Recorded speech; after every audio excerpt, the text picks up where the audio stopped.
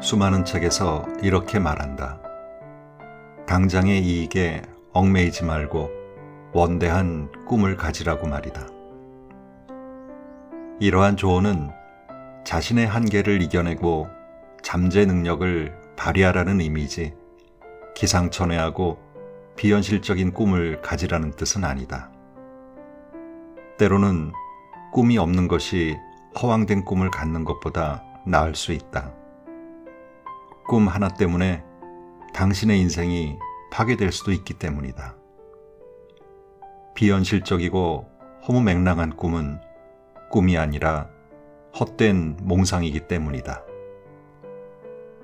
책 읽는 다락방의 제이입니다. 오늘은 센시오 출판사에서 펴낸 착하게 살았다면 큰일 날 뻔했다 라는 책을 소개해드리겠습니다. 이 책의 저자인 린야는 중국의 소셜 네트워크 서비스 웨이보에서 30만 명 이상의 충성도 높은 팬을 확보하고 있는 1인 미디어 크리에이터이자 글을 쓰는 작가입니다. 광고 카피라이터로 오랫동안 일하면서 쌓은 필력과 삶에 대한 통찰력으로 많은 사람들의 호응을 받고 있다고 합니다. 우리가 흔히 쓰고 듣는 착하다. 이 표현은 내가 나한테 쓰는 말이 아니죠. 누구를 대상으로 한 나의 평가이거나 타인으로부터 나에 대한 평가입니다. 누구나 다 이런 평가를 받기를 좋아합니다. 근데 이 말을 듣는 걸 너무 좋아하다 보면 타인에 대한 의존도가 높아져 자기 본연의 모습을 잃게 될 수도 있답니다. 그럼 프롤로그와 몇 개의 에피소드를 통해 작가의 이야기를 듣고 공감해 보시죠. 사람은 저마다의 색깔이 있고 자신만의 삶이 있다. 내가 정말 좋아하는 이야기가 하나 있다. 여름이 지나자 사원들에 돋아있던 풀들이 서서히 누렇게 시들기 시작했다. 그걸 보고 동자승이 말했다. 정말 보기 싫어요. 언제 나를 잡아서 씨를 다시 뿌려야겠어요. 그러자 큰 스님이 말했다. 날이 추워질 때까지 기다려보렴. 모든 것은 때를 따라야 한단다. 추석이 지나고 어느 날 큰 스님이 풀씨가 가득 담긴 봉투를 동자승에게 건네며 뜰에 뿌리도록 했다. 그런데 동자승이 봉투를 열자마자 세찬 바람이 불어와 씨들이 사방으로 날아가 버렸다. 큰일 났어요. 씨가 바람에 다 날아가요. 동자승이 발을 동동 구르는 모습을 보고 큰 스님이 말했다. 너무 걱정하지 말거라. 바람에 날아가는 것들은 대부분 속이 비어서 땅에 떨어져도 싹을 틔우지 못할 거란다. 모든 것은 다 제 성질을 따른단다. 동자승은 남은 씨를 뜰에 골고루 뿌렸다. 그러자 이번에는 참새떼가 날아와 씨를 콕콕 쪼아 먹기 시작했다. 그 모습을 본 동자승은 참새떼를 쫓기 위해 이리저리 뛰어다녔다. 그때 큰 스님이 느긋하게 경절을 넘기며 말했다. 씨를 넉넉히 뿌렸으니 다 먹지는 못할 게다. 그냥 먹으라고 내버려 두거라. 그날 밤 많은 비가 내렸다. 다음 날 아침 동자승이 큰 스님에게 달려와 말했다. 스님, 빗물에 풀씨들이 모두 휩쓸려 떠내려갔어요. 이제 어쩌면 좋을까요? 큰 스님은 가부좌를 하고 눈을 지그시 감은 채 말했다. 그럼 휩쓸려간 곳에서 싹을 틔울 테니 너무 안타까워하지 말거라. 풀씨의 운명에 맡기도록 하자. 보름쯤 지나자 황량했던 뜰 안에 푸릇푸릇한 새싹들이 올라오기 시작했다. 심지어 씨를 뿌리지 않은 곳에서도 온통 초록빛 새싹들이 피어났다. 동자승은 폴짝폴짝 뛰며 기뻐했다. 그 모습을 지켜보던 큰 스님이 조용히 말했다. 그래, 마음껏 기뻐하렴. 동자승은 맑고 순수한 영혼을 가졌지만 그의 감정은 외부에서 일어나는 일들로부터 자유롭지 못했다. 어쩐지 지금의 우리 모습과 많이 닮아 있지 않은가. 동자승이 그랬던 것처럼 우리의 감정은 주변에서 일어나는 일과 사람으로부터 쉽게 영향을 받는다. 하지만 그렇다고 큰 스님처럼 높은 경지의 깨달음을 얻는 것도 결코 쉬운 일은 아니다. 그것은 세상사에 대한 깊은 통찰과 오랜 수련을 통해 얻을 수 있는 것이기 때문이다. 그렇다면 지금 우리가 할 수 있는 일은 무엇일까? 우리는 온갖 유혹이 난무하는 시대를 살아가고 있다. 부와 명예에 대한 사람들의 열망은 그 어느 때보다 높다. 사람들은 각종 미디어의 영향으로 남보다 빨리 세상의 이름을 알리고 멋진 차와 근사한 집을 소유하며 사업에 성공하고 모든 면에서 주변 사람들보다 훨씬 더 잘 나가기를 바란다. 문제는 이렇게 타인을 삶의 중심에 두고 살아가게 되면 진짜 자기의 삶을 살아갈 수 없게 된다는 것이다. 사람이 사회적인 존재는 맞지만 타인의 시선을 지나치게 의식하게 되면 내가 하고 싶은 일을 하기도, 내가 가고 싶은 길을 가기도 어렵다. 이런 경우 다른 사람들에게 잘 보이기 위해 무리를 하게 되는 경우도 있다. 착한 사람, 좋은 사람으로 보이기 위해 자기 본연의 모습은 포기하게 되고 그러다 보면 타인에 대한 의존도가 높아져 자존감마저 흔들리게 된다. 결국 매사에 다른 사람을 원망하거나 문제의 원인을 밖에서 찾게 된다. 이런 사람에게 삶은 불만투성이다. 내 맘대로 되는 것도 없고 타인을 만족시키기는 더 어렵기 때문이다. 만족이 없기 때문에 늘 밖에서, 다른 데서 행복을 찾게 된다. 더구나 다른 사람들에게 끌려다니다 보면 쉬운 사람이 되기 십상이다. 하지만 언제까지나 그렇게 살아야 하는 건 아니다. 사람은 저마다의 색깔이 있고 자신만의 삶이 있다. 밖으로 향해 있던 시선을 자기 내부로 돌리고 자신이 어떤 사람인지, 무엇을 할 때 만족스러운지, 어떻게 살아가고 싶은지를 성찰해야 한다. 내가 하고 싶은 말은 모두가 가는 길이라고 해서 그 길이 꼭 내가 가야 할 길은 아니라는 것이다. 때론 넘어지고 때론 자신에게 실망할 수도 있다. 그래도 괜찮다. 그게 인생이니까. 세상의 변화에 발맞춰 가면서도 다른 사람들에게 잘 보이기 위해 너무 애쓰지 말고 내 길을 오롯이 가자. 큰 스님이 동자승에게 말한 것처럼 모든 것이 다 제 성질을 따르듯 우리 모두는 각자 자신의 성질을 따라야 한다. 그 과정에서 진정한 자기 자신과 만나는 것, 그것이면 충분하다. 모든 것을 가지려 하는 사람은 결국 아무것도 갖지 못한다. 원숭이는 워낙 민첩하고 영리해 쉽게 잡을 수 없는 동물로 알려져 있다. 그런데 아프리카의 한 부족 사이에서는 원숭이를 아주 쉽게 잡을 수 있는 독특한 방법이 전해 내려온다고 한다. 그 방법은 아주 간단하다. 바위에 작은 구멍을 뚫고 그 안에 원숭이들이 좋아하는 땅콩을 가득 넣어두면 된다.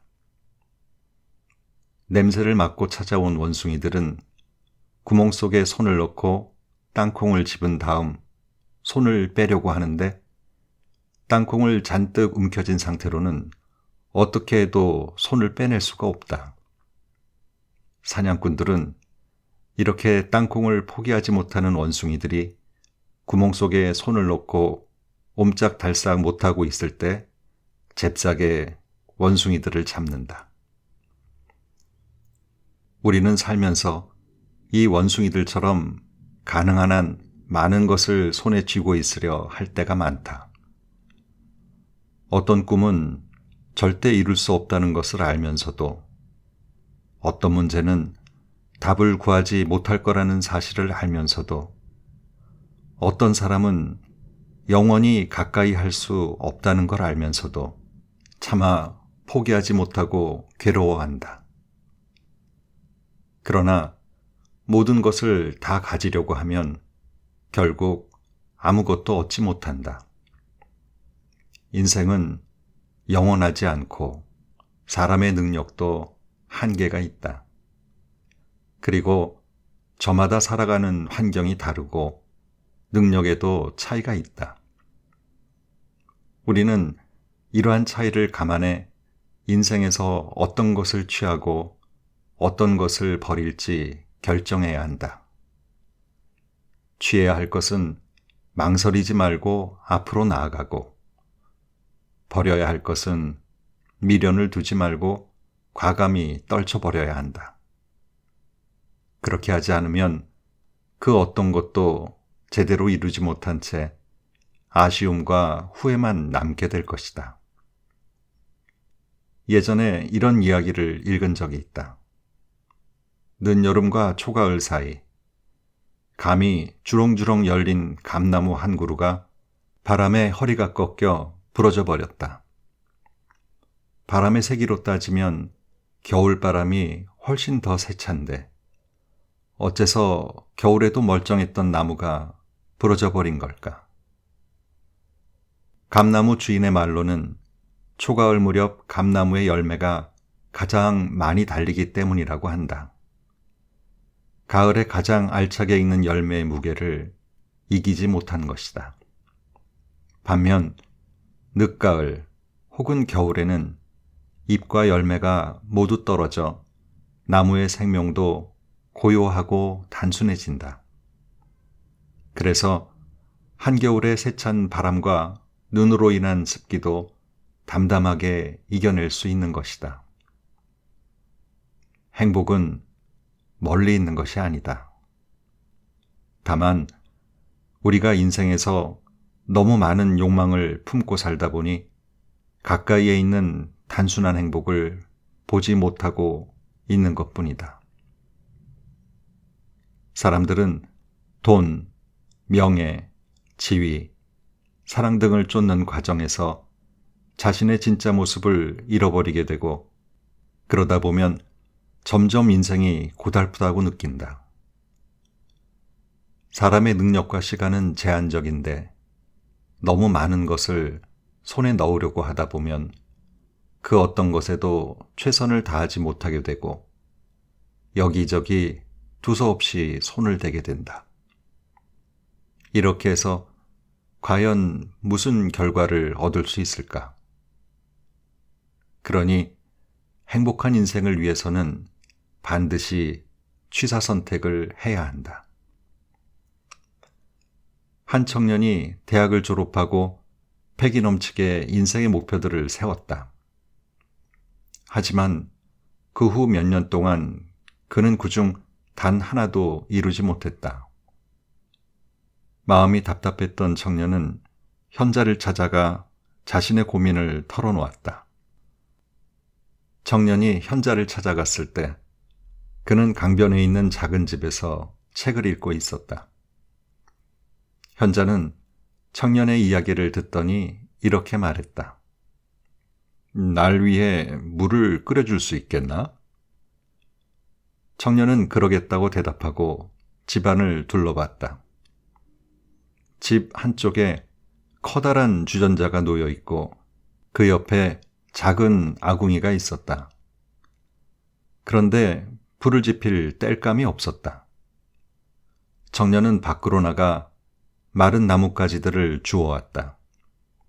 그리고 주전자에 물을 가득 담은 후 아궁이에 주전자를 올리고 나뭇가지를 쌓은 다음 불을 지폈다.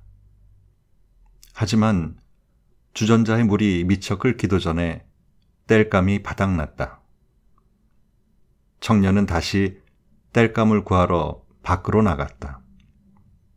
그런데 땔감을 충분히 구해 돌아왔을 때 주전자의 물은 이미 차갑게 식어 있었다. 청년은 잠깐 생각한 후 불을 바로 붙이지 않고 다시 밖으로 나가 땔감을 더 많이 구해왔다. 땔감이 충분하면 물이 금방 끓어오를 거라고 생각한 것이다. 그때 현자가 청년에게 물었다. 만약 땔감이 충분치 않다면 어떻게 물을 끓이겠느냐? 청년은 한참을 생각하다가 결국 고개를 저었다. 현자가 말했다. 그럴 때는 주전자의 물을 덜어내면 되지 않겠느냐? 청년은 그제야 고개를 끄덕였다. 자네는 처음부터 너무 큰 목표를 세운 것이 문제였네. 이 주전자의 물처럼 말이야. 게다가 자네에게는 물을 끓일 만큼 충분한 땔감이 없었지. 주전자의 물을 끓게 하려면 물을 덜어내거나 지금처럼 땔감이 충분히 준비되어 있어야 한다네. 청년은 큰 깨달음을 얻고 집으로 돌아가 자신이 세웠던 목표들을 살피고 현실적이지 않은 목표들을 지워나갔다. 그렇게 목표들을 간추린 후 한결 여유가 생긴 청년은 그 시간을 전문 지식에 쌓는데 활용했다. 그리고 2년 후 자신이 세운 목표들을 모두 이루었다. 세상에는 우리가 도전하고 쟁취할 만한 가치가 있는 일들이 많지만 그렇다고 그 모든 것을 다 이뤄야 하는 것은 아니다. 여러 가지 일을 모두 이룰 수 없을 때는 과감하게 결단을 내려야 한다. 내 손안에 있는 한 마리 새가 숲속에 있는 2마리 새보다 낫다는 말이 있다. 과감하게 결단을 내리고 인생에서 가장 중요한 목표를 향해 우리의 제한적인 능력과 시간을 집중해야 한다. 그렇게 한다면 당장은 포기해야 하고 잃는 것도 있겠지만 결국 더 큰 것을 얻게 될 것이다.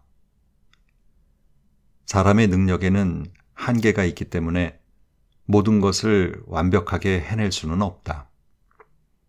모든 것을 가지려고 하는 사람은 결국 아무것도 얻지 못하게 된다. 현명한 선택은 인생이라는 배에서 짐을 덜어주기 때문에 앞으로 더 잘 나갈 수 있도록 해준다. 라마르크는 1744년 8월 1일 프랑스 피카르디에서 태어났다. 그는 11남매 중 막내로 태어나 부모의 사랑을 듬뿍 받고 자랐다. 그의 아버지는 아들이 목사가 되기를 바라며 라마르크를 신학원에 보냈지만 얼마 후 프랑스와 독일 사이에 전쟁이 벌어지자 그는 군대에 입대했다. 전역 후 그는 기상학에 빠져 기상학자가 되겠다는 꿈을 안고 매일 연구에 몰두했다. 그러다 얼마 후에는 은행에 취직했고 이번에는 금융가가 되겠다는 꿈을 꿨다. 그런가 하면 한때 음악에 빠져 종일 바이올린을 연주하며 음악가가 되기를 꿈꿨다. 그는 이런 꿈들 덕분에 언제나 열정이 넘쳤지만 몇 년이 지나도록 그 어떤 꿈도 이루지 못했다. 어느 날 라마르크는 식물원을 산책하다가 프랑스의 저명한 사상가인 루소를 만났다. 루소는 라마르크를 마음에 들어 했고 그를 종종 자신의 연구실에 데리고 갔다. 그곳에서 라마르크는 과학에 푹 빠지게 되었고 그제야 자신이 정말로 하고 싶은 일이 무엇인지 깨달았다. 그는 그동안 매달려왔던 다른 꿈들을 모두 포기하고 과학 연구에만 몰두했다. 라마르크는 그 후 11년을 식물학 연구에 바친다. 35세에는 프랑스 식물표본관의 관리자가 되었고 이후 15년을 더 연구한 끝에 그 유명한 프랑스 식물지를 편찬했다. 50세가 되던 해에는 동물학 연구를 시작했고 그 후 35년 동안 연구를 계속 이어나갔다. 그는 일생을 과학 연구에만 몰두했고 훗날 박물학자가 되었다. 인생에서 가장 중요한 것은 잡념을 없애는 것이다. 사람에게 주어진 능력과 시간은 제한적이다. 그러니 이 제한적인 능력과 시간을 가장 좋아하는 일에 투자하도록 하자. 세상에 어떤 것도 영원히 소유할 수 있는 것은 없다. 그러니 자신에게 필요하지 않은 것들은 과감하게 포기하고 잊어버려야 하며 무의미한 욕망 때문에 스스로를 괴롭혀서는 안 된다. 인생이라는 무대 위에서 특별한 역할을 맡고 싶다면 포기할 것은 과감하게 포기할 필요가 있다. 너무 많은 목표들 사이에서 방황하다 보면 결국 아무것도 이룰 수 없게 될 것이기 때문이다. 인생이란 무거운 짐을 지고 천천히 앞으로 나아가는 것. 현대인들은 그 어느 때보다 생활 리듬이 빠르게 돌아가는 시대에 살고 있다.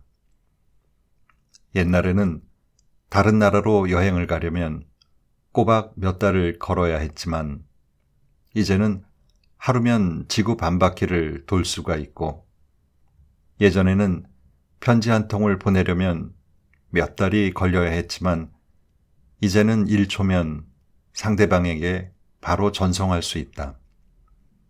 그래서 그런지 현대인들은 그 어느 때보다 바쁘고 초조하게 살아간다.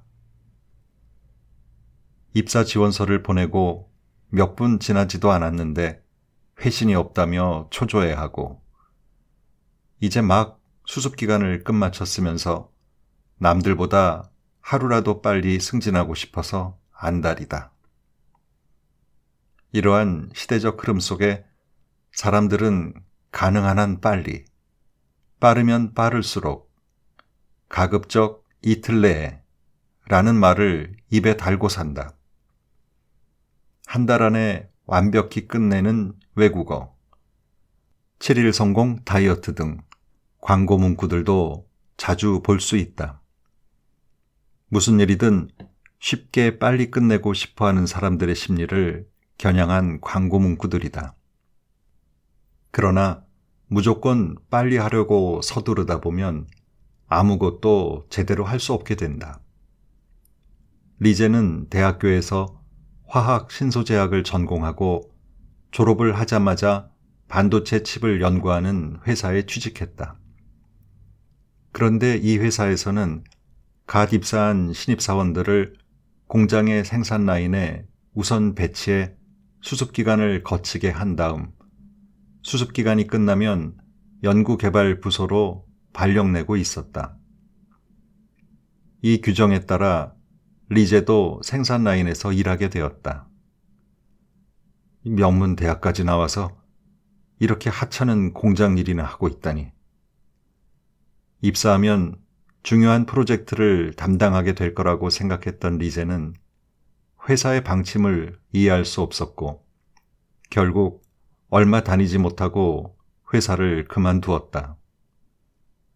그 후 리제는 베이징으로 자리를 옮겨 일자리를 구하려고 했지만 쉽지 않았다. 전공과 맞는 곳이 몇 군데 있었지만 다른 조건들이 마음에 들지 않았다. 그러던 어느 날 친구로부터 요즘 금융회사가 돈을 잘 번다는 이야기를 듣고 증권회사 몇 곳에 이력서를 냈다. 하지만 리제는 박사 학위를 가졌음에도 불구하고 전공이 맞지 않고 관련 경력이 없다는 이유로 모두 거절당했다.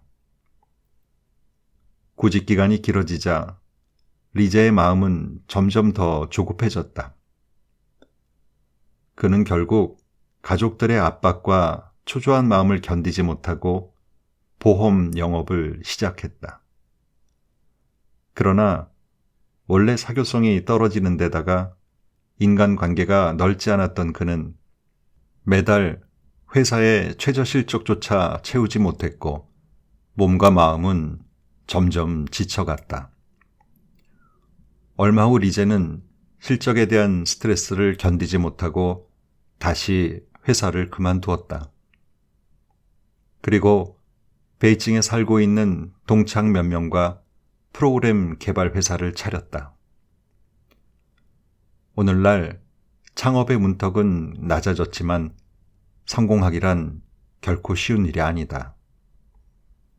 리제의 회사는 현금 흐름이 원활하지 않고 개발한 프로그램이 생각만큼 잘 팔리지 않아 1년을 버티지 못하고 적자가 나기 시작했고 함께 동업을 한 친구들과도 점점 사이가 멀어졌다. 결국 호기롭게 시작한 사업은 거액의 빚만 남기고 포기해야 했다. 리제는 빚을 갚기 위해 다시 일자리를 구할 수밖에 없었다. 그 후 몇 년 동안 그는 몇 차례나 회사를 더 옮겨 다녔고 아직도 자리를 제대로 잡지 못하고 있다. 그는 지난 10년을 돌아보며 명문대 졸업장과 박사학위까지 있는 자신이 이렇게 비참하게 살아갈 줄은 꿈에도 몰랐다며 신세를 한탄했다. 요즘 리제처럼 한 회사에 오래 있지 못하고 여러 직장을 옮겨 다니거나 능력은 있지만 제대로 인정받지 못하거나 내면이 늘 불안한 사람들이 점점 더 많아지고 있다. 그 이유는 무엇일까? 가만히 생각해 보면 그 이유는 각자의 능력이 부족해서가 아니라 마음이 조급해서다. 마음이 조급하면 태도와 행동이 거칠고 단순해지며 일처리를 꼼꼼하게 하지 못하고 대충대충 하게 된다. 그런데 결국 그 피해는 고스란히 다시 나에게로 돌아오게 된다. 한 아이가 풀밭에서 작은 애벌레를 하나 찾아냈다. 아이는 애벌레가 나비로 변하는 모습을 관찰하고 싶어서 애벌레를 집으로 가지고 왔다. 며칠이 지나자 애벌레 껍데기에 조금씩 균열이 생기면서 그 안에서 나비가 꿈틀거리는 것이 보였다. 나비는 그렇게 몇 시간 동안이나 계속 꿈틀거렸지만 어딘가에 몸이 걸렸는지 껍데기를 뚫고 나오지 못했다. 마음이 점점 조급해진 아이는 나비를 도와줘야겠다고 생각했다. 그래서 나비가 나올 수 있도록 가위로 껍데기를 잘라줬다. 하지만 그렇게 해서 세상 밖으로 나온 나비는 몸은 비대하고 날개는 찌그러져 있어서 제대로 한번 날아보지 못하고 얼마 후 죽고 말았다. 급히 먹는 밥은 체하는 법이다. 나비는 번데기 안에서 날개를 충분히 단련해야만 껍데기를 뚫고 나왔을 때 하늘을 훨훨 날아다니는 진정한 나비가 될 수 있다. 사람의 성장 또한 나비의 탄생 과정처럼 서두르면 안 된다. 사람마다 성공의 길은 모두 다르지만 어떤 길이든 힘들고 긴 여정일 것이다. 우리는 그 길 위에서 천천히 한 걸음씩 앞으로 나아가야만 종착지에 무사히 도착할 수 있다. 불안하고 초조한 마음에 시작부터 서두르다 보면 절반도 못 가서 지쳐버리게 된다. 인생이란 무거운 짐을 지고 천천히 앞으로 나아가는 것이다. 사람마다 짐의 종류와 무게는 다르지만 자신에게 주어진 짐을 지고 나아가다 보면 어느새 자신이 정말 먼 길을 왔음을 깨닫게 될 것이다. 자신을 힘들게 하고 상처 주는 것들을 놓아버려라. 송나라의 시인이자 산문가였던 소식은 이런 문장을 남겼다. 가야 할 곳으로 가고 멈춰야 할 곳에서 멈춘다. 나는 이 한 문장에 인생의 지혜가 모두 담겨 있다고 생각한다. 자신이 가야만 하는 곳이 있다면 그곳으로 가고 멈추지 않을 수 없는 곳에서 멈추는 것이야말로 인생에서 가장 중요한 태도가 아닐까. 인생에서 가야 할 곳과 멈추지 않을 수 없는 곳을 판단하기 위해서는 상당한 지혜가 필요하다. 그런데 그보다 어려운 것은 판단을 내린 다음 그것을 용기 있게 실천하는 것이다. 대학 동창인 친구에게는 오래 사귀어온 남자친구가 있었다. 그는 대학을 졸업하고 한참 동안 일자리를 구하지 못해 여자친구에게 기대진했다. 그런데 언제부터인가 고마워하기는커녕 괜한 꼬투리를 잡는가 하면 손찌검을 하기도 했다. 그러면서 나중에 미안하다는 말 한마디가 없었다. 나는 왜 친구가 그 남자와 계속 사귀는지 이해할 수 없었지만 그 친구는 남자친구와 헤어질 생각이 없어 보였다.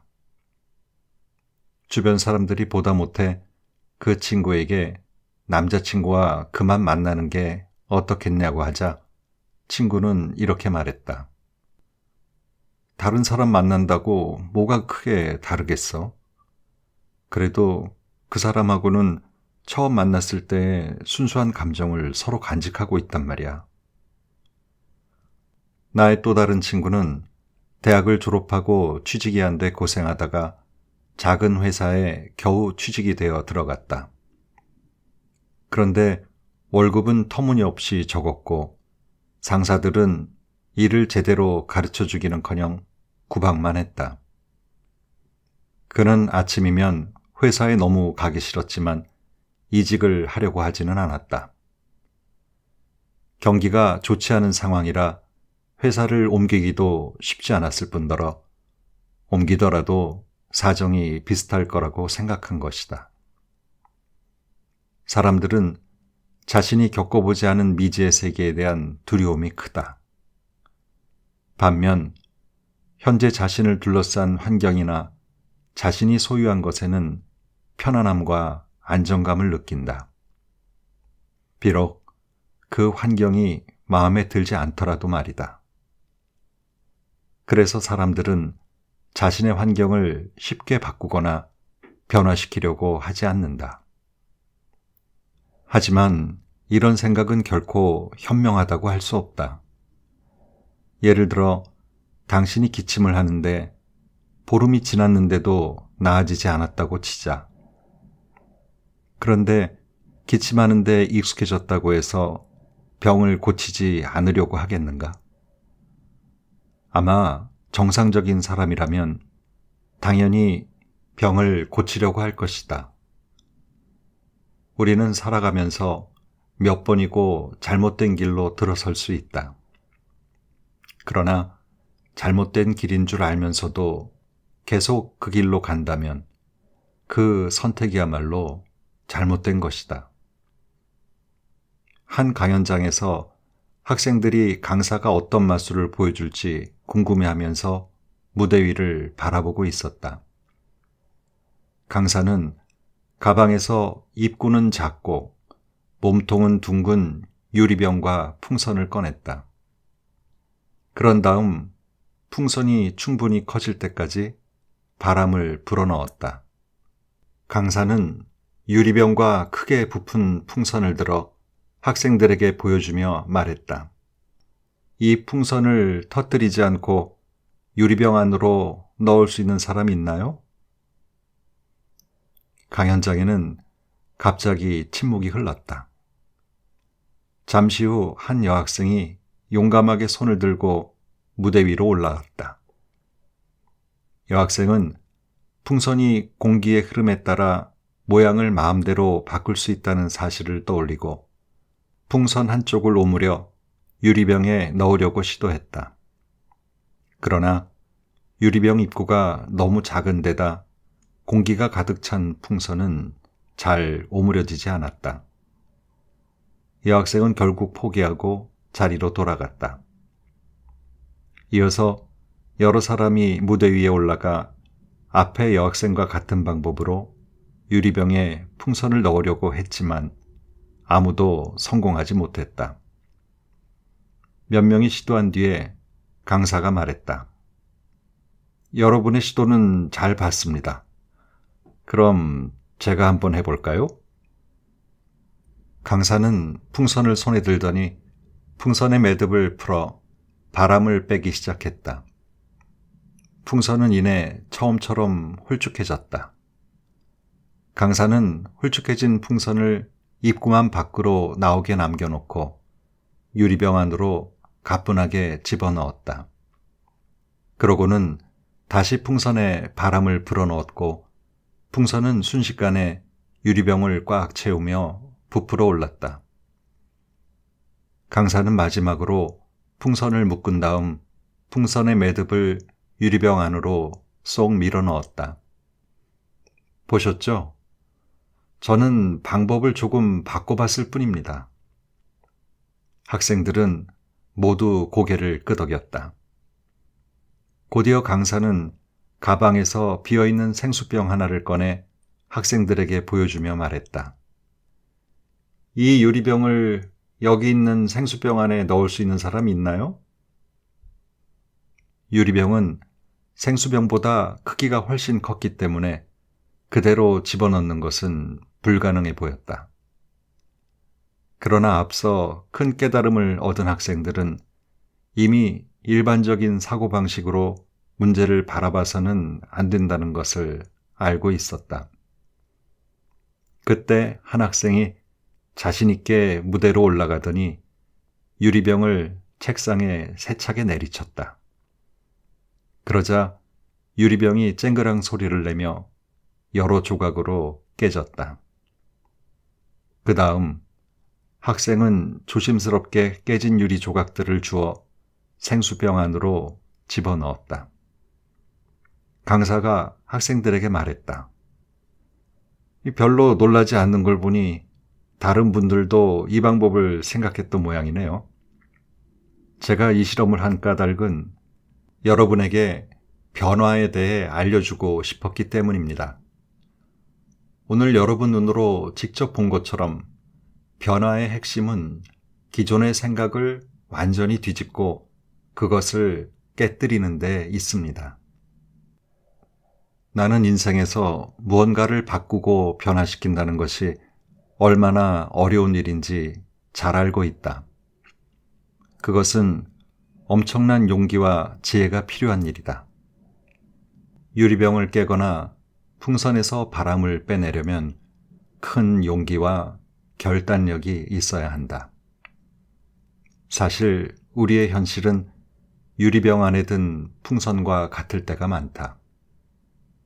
우리는 원래 있던 유리병에서 빠져나와 새로운 유리병 안으로 들어가고 싶어 하지만 그러려면 풍선 안에 이미 들어있는 공기를 모두 버려야 한다는 사실 때문에 망설인다. 이 과정은 누구에게나 어렵고 힘들지만 인생을 살아가면서 꼭 필요한 일이다. 찰스 먼거는 워렌 버핏과 달리 조용하고 자신을 잘 드러내지 않는 사람이지만 이 세상에서 가장 지혜롭고 똑똑한 사람 중 하나다. 그가 했던 말들 중 특별히 기억에 남는 말이 두 가지 있다. 절대 돼지와 씨름을 해서는 안 됩니다. 둘 다 진흙탕 속에서 뒹굴게 될 수 있는데 돼지는 그렇게 되는 것을 아주 좋아하기 때문입니다. 치즈와 똥이 섞이면 결국 모두 똥이 됩니다. 나는 도저히 참기 힘든 일을 겪거나 참기 힘든 사람을 만나면 찰스 먼거의 말을 떠올리면서 위로를 받는다. 그리고 최선을 다해 노력했는데도 상황을 바꾸기 힘들 때는 과감히 떠나기로 결심한다. 인생에서 무언가를 바꾸는 것은 어려운 일이다. 하지만 바꾸고 변화시켜야만 새로운 인생을 시작할 수 있다. 자기 자신을 진심으로 사랑한다면 자신을 힘들게 하고 상처 주는 것들을 과감하게 놓아버려라. 사랑하라. 한 번도 상처받지 않은 것처럼. 춤추라. 아무도 보고 있지 않은 것처럼. 노래하라. 아무도 듣고 있지 않은 것처럼. 일하라. 돈이 필요하지 않은 것처럼. 살라. 오늘이 마지막 날인 것처럼. 여러분이 너무 잘 아시는 알프레드 디 수자의 글입니다. 긍정과 나다움을 너무 아름답고 명료하게 표현한 글이죠. 우리 이렇게 살아갔으면 좋겠습니다. 오늘도 좋은 하루 되세요.